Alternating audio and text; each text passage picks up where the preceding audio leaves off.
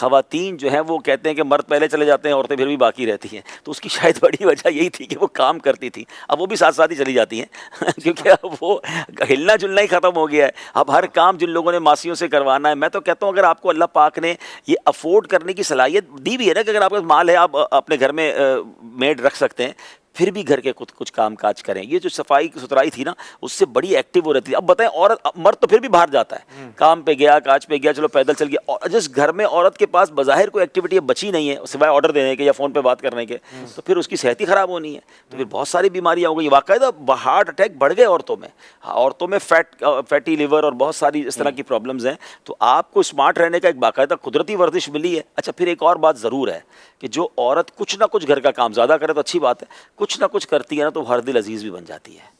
ہاں اگر ساس سسر بھی گھر میں ہیں یا فیملی بڑی ہے، کام کرنے والی عورت، امیر علیہ سنت نے اپنی کتاب میں بھی لکھا ہے کہ پردے کے بارے میں سوال جواب ہے کہ گھر والوں کی خدمت کرنے والی عورت کی گھر میں ویسی وقت. اور پھر بچے بڑے ہو کر بھی وہ چیزوں کو دیکھ کے بڑے ہوتے ہیں تو یاد کرتے ہیں. ایک اور پتہ کیا پرابلم ہو گیا ہے کہ ہمارے زمانے میں چونکہ مائیں کام کرتی تھیں تو ان کی بچیوں کو شروع سے کھانا پکانے آتا تھا، صفائی ستھرائی آتی تھی، برتن دھونے آتے تھے. اب مائی کچھ نہیں کر رہی تو اس کی بچی کیا سیکھے گی، اور بچی نہیں سیکھے گی تو سسرال میں جا کے کیا کرے گی.